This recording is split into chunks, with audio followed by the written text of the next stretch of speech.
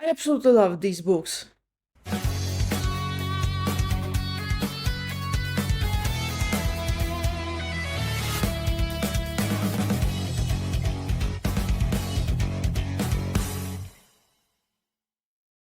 Greetings, my name is Nina, you're watching Rockstar Wizardess. Welcome back to my channel. So today is October 17th. Since the end of the last week, I have been rereading, or to be exact, going through the last two books of A Song of Ice and Fire series, and I also revisited some theories. I mentioned many times on my channel that I was obsessed with the story that George R.R. Martin came up with, and then I decided George R.R. Martin's story was everywhere in the last decade. What if there are still people who haven't heard of the show or the books? Maybe they are about to get into the series, and I decided to make this video. So if you're watching this, these are the 25 things you should know about A Song of Ice and Fire / Game of Thrones. This video doesn't spoil anything, it gives you the insight of what you're getting yourself into. Let's do this. Number 1. There are 5 books in the series. The first book is called A Game of Thrones, the second one is A Clash of Kings, the third one is A Storm of Swords, the fourth one is The Feast for Crows, and the fifth one is The Dance of Dragons, and there are also 2 on the way. Sixth one, The Winds of Winter, and the seventh one, The Dream of Spring. Number 2, the books have multiple POV characters, aka point of view characters. There isn't a single main character in the story. There are multiple different characters and each of them is important in their own way. Number 3, the series is set on a fictional continent called Westeros. The POV characters are scattered throughout the continent. When you read the books, you can find them in various different places. Number 4, there's another continent named Essos, and there are POV characters there as well. One major storyline is set in Essos. A lot of events happening in the books are heavily influenced by history. A lot of events in the books are influenced by real-life European history, particularly the English War of the Roses. Number 6, speaking of history, Westeros and Essos have their own history and their own important historical figures, and the characters mention them a lot of times. Well, it's an important element in the story. Number 7, there are a lot of characters in the books and they get killed off quite often in the most unexpected ways. Yeah, one of the things A Song of Ice and Fire is known for is the constant and gruesome killing of the characters. They get poisoned, they get shot, they get beheaded, they get hanged, you name it. Some of the deaths are expected, a lot of them are gruesome and unexpected. Number 8, mature scenes are present. The series is known for it. It's an element in the story. Well, it's the mature scenes aren't the most important element in the story. The most important element in the story is power and how to hold on to power and how not. The most important element in the story is power and how not to lose it and what happens when you make mistakes. But yeah, mature scenes are also present. Number 9, since there are a lot of characters in George R.R. Martin's story. Number 9, it is often said that George R.R. Martin's characters are morally gray, but that's not true. There are a lot of characters in his story and they belong to all colors of the spectrum. You get good characters, you have bad characters, and you have the ones in between. You have the ones that are more good than bad and the other way around, and then you have pure characters and then you have very evil characters. Yeah, all colors of the spectrum. Very different people with very different viewpoints, ambitions, and you name it. Yeah, speaking of this, the phrase morally gray doesn't fit Martin's story. I think it fits more The First Law by Joe Abercrombie. They are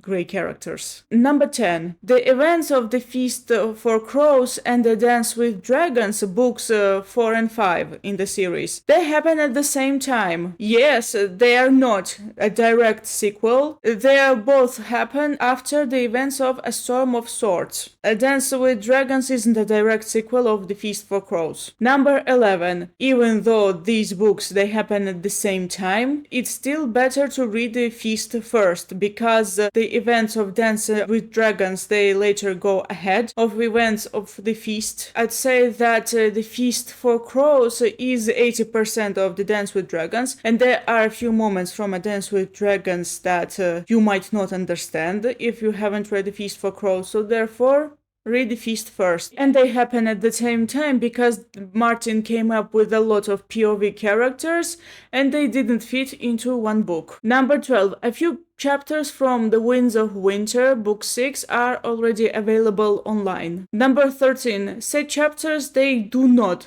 spoil much. Number 14. Even though said chapters they do not spoil too much, George R. R. Martin has said that he had rewritten some of the chapters, if not all of them. Number 15. All characters in the book are either royals or nobles or people who are close to them, their servants or hands of the king and what's not. Yeah, I noticed recently that you won't see a character who isn't one of those people, and even if you have somebody lowborn, if you have somebody who was a peasant or whatever, they will become close to the nobility or royalty. You will not see a main character who is a peasant unless they have grown into somebody important. Number 16. The books have been adapted into a show that is called Game of Thrones. The show is called after the first book, just without the article.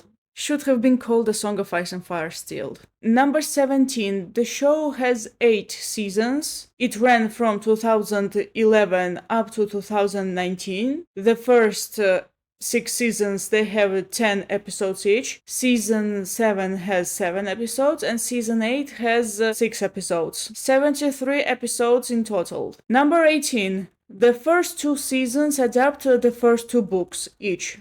Okay, the first season is book 1 and season 2 is book 2. A Storm of Swords was way too big for one season and therefore it took 2 seasons to adapt A Storm of Swords. Since books 4 and 5 they happen at the same time, season 5 adapts them both at the same time. So yeah, season 5 is both Feast for Crows and Dance with Dragons. And also it's important to note that a few events from the books they do not happen in respective season, they happen earlier or later. I mean that the very first season had a few scenes from book 2 and season 2 had a few scenes from book 3 and vice versa.